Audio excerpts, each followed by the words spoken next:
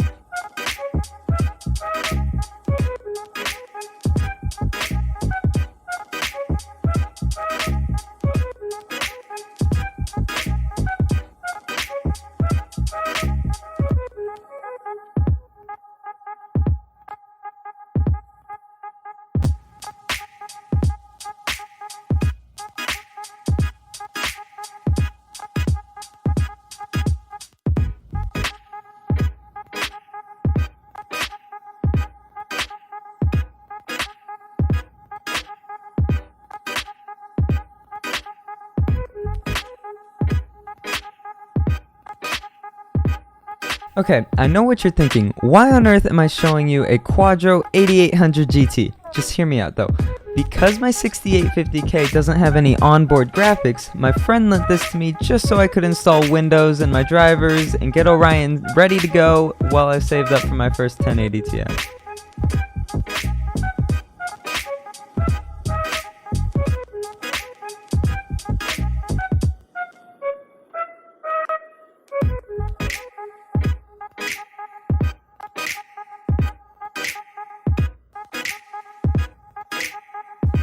So next is the memory, and this is kind of funny because I was actually about to buy some Corsair Dominators with the little light bar, you know, because they're silver and they match my build, but then Linus did a video on these a few days before I was actually going to buy it. I was going to buy a whole bunch of stuff at once for Black Friday, and these were just way cooler. They're called the Avexir Raiden series Plasma RAM.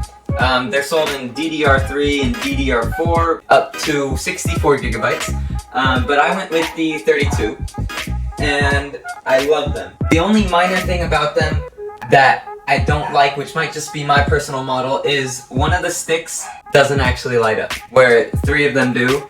It's pretty cool, but what I did for now until I get a replacement is put the one stick that doesn't light up behind my hardline tubing, which is also green and you can barely see it unless you like put your head in it and look around. So it works just fine for me.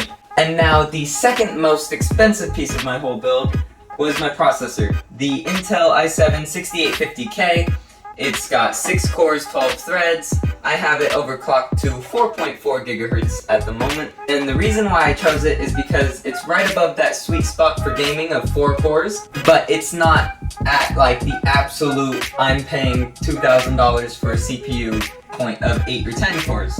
I personally don't use all of its power. I'd like to, but it's too much.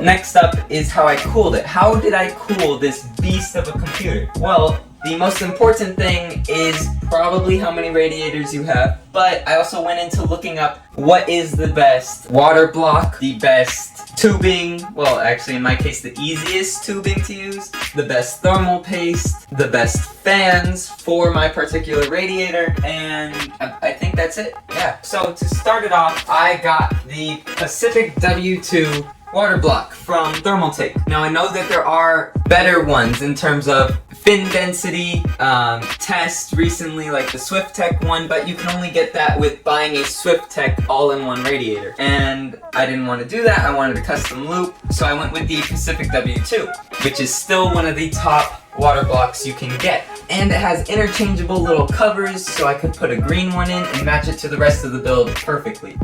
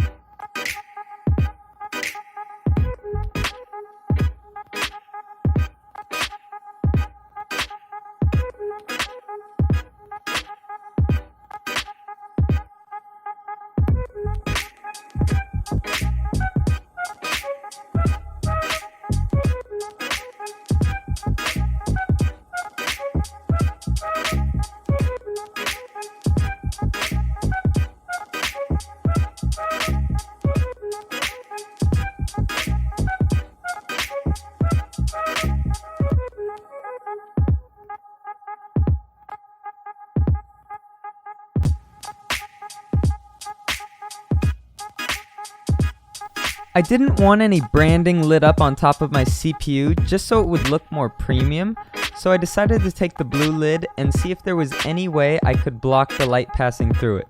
I figured that because I was able to change out the lids that I could possibly mod them by coloring the Thermaltake area with a black Sharpie, but that only sort of worked. Light still was getting through, so I tried another method of cutting a piece of paper to the size of the logo and coloring that with a black Sharpie on both sides, and it ended up working perfectly.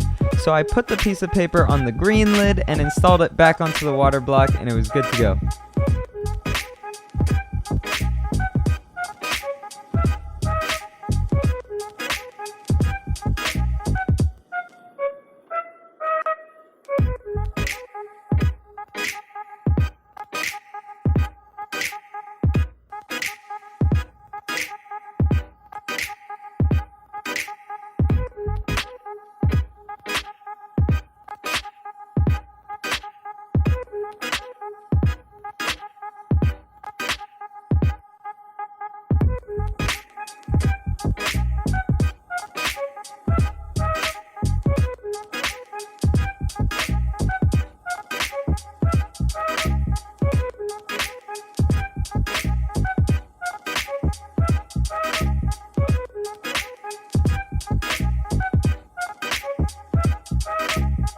Next is my thermal paste, and I actually tried two different ones out. I tried the Icy Diamond 7 and this Cool Laboratory Liquid Ultra, but I didn't actually try them out on Orion. I first tried them out on my grandpa's laptop. I tried to make the test as equal as possible, and it turns out that the Cool Laboratory Liquid Ultra was better, so I got two, just in case.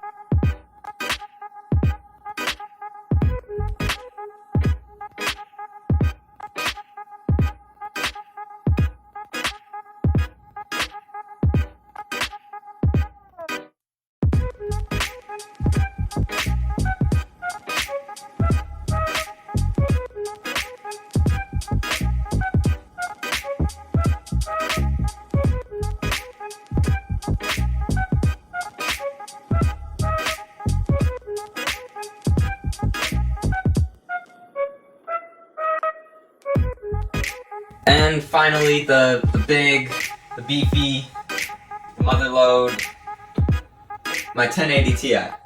Now, this piece is obviously the most important. I wanted to get the 980 Ti Kingpin edition, but by the time I actually got the money to afford it, the 1080 Ti was released. So I ended up buying one of these, and I love it. The whole angular Pascal stuff we got going on, it's awesome and just totally matches the rest of my build. But I do plan on taking the shroud off and water cooling it once I get a few more radiators, which right now I do have one, and that is the Black Ice Nemesis 360 GTX. I got this because it's very slim. I actually did a lot of research for the best possible slim radiator. I didn't want it to be very obtrusive, but I also knew I wasn't putting the radiator where my 909 meant it to be. It's off behind the motherboard, and there's not too much space for it. It's meant to just supply a massive radiator, but I wanted mine to also have my reservoir and my pump, so I needed a very slim radiator. This is 29.5 millimeters thick, and compared to any other radiator that size, this is the king. I'll go ahead and leave a link to where I found all this out in the description below.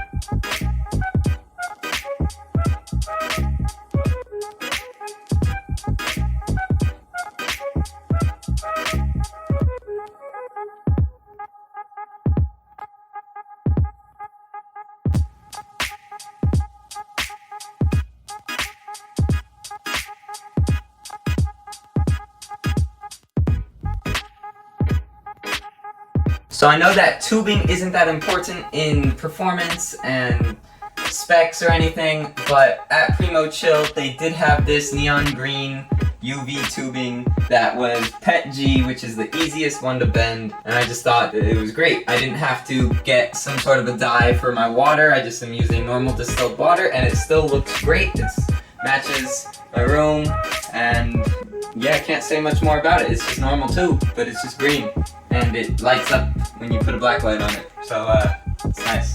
Next off is my fittings. Now I do have extra because, like I said, I do plan on upgrading the cooling later, so I do have another box of 12 of these.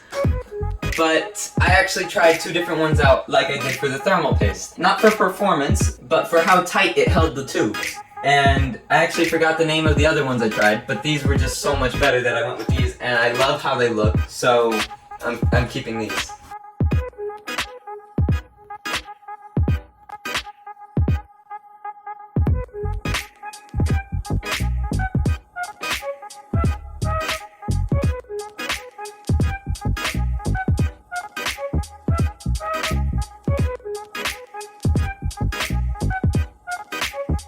Next up, I also got a Pacific PR22 D5 pump reservoir combo. The D5 pump is known as the best pump you can get for water-cooled loops, but at Thermaltake they were like, oh, we got this silent kit, which you can only get from us in Pacific, and I was like, hey, that seems pretty cool. Plus, the D5 pump, I don't know if you've seen too many, it looks like this, and it's kind of clunky looking, but the silent kit, which claimed to make it like 50% quieter, actually looks very sleek with its rims. So I was just like, oh, I want that, and why not just get the combo, because that makes it much easier on myself. So I went with that, and to be honest, it does make a noticeable difference in sound. And next we have the storage. Now, I was going to get a Samsung 950 Pro, but then at, I believe, Computex 2016, they announced that they were gonna have a new version, so I waited a while, and they eventually did. They came out with the 960 Pro,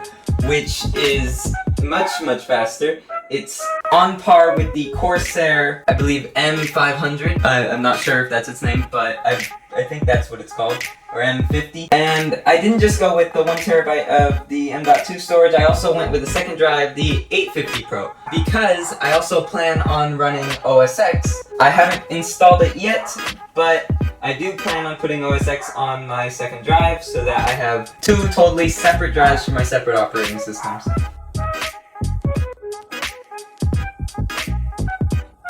And finally, one of the most important pieces of cooling a computer are the fans, both acoustically and performance-wise, airflow-wise.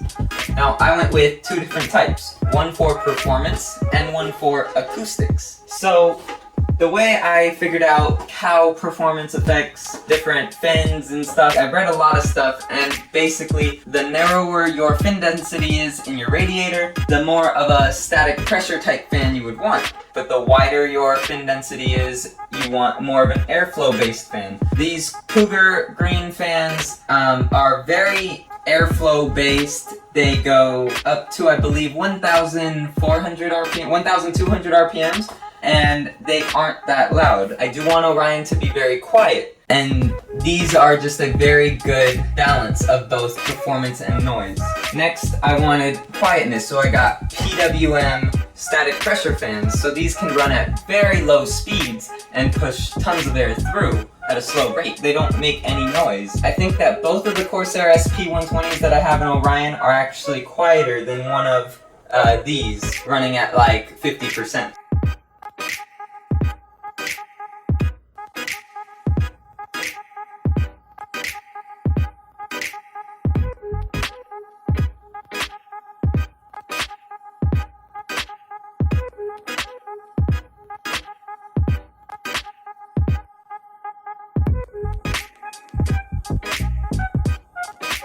So before I was really into PCs, I was a huge Xbox player, and I've always loved their controllers. I've loved the games available on Xbox, especially racing games. So I decided I needed to get the best controller that Xbox makes, and that's obviously the Elite controller. It's my favorite thing. I just leave this adapter in Orion at all times. It's behind the reservoir, and I'm able to connect to it just by turning it on like a normal Xbox. It works great. And next is my microphone. Now, I actually had this for quite some time. I used it with my Mac a long time ago, and that is my Shure SM7B. This mic is great, but it wasn't until I started getting into building Orion that I realized I wasn't using anything near its full potential. So I did a lot of research and figured out how sound stuff works and decided I needed to get myself a Avid M-Box Mini. I do like how it has the Avicii logo. I'm a huge Avicii fan also.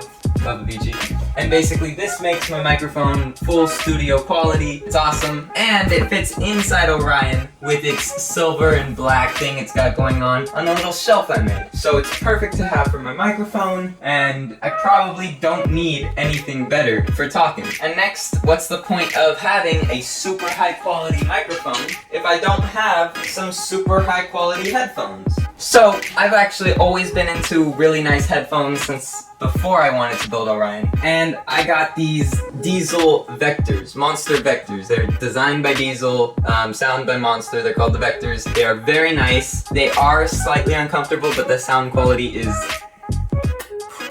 it's amazing. But now that Orion is finished, I decided I needed more comfortable ones. That's something I'd be comfortable having on for long periods of time, and I went with these, the Sennheiser HD 598s. They're just perfect in every way. They are the best headphones I've ever heard in my entire life. Most comfortable headphones. They are perfect. And finally, what powers all of it is my EVGA Supernova 1000 T2 power supply. And what made me want to get this was the 80 plus titanium rating.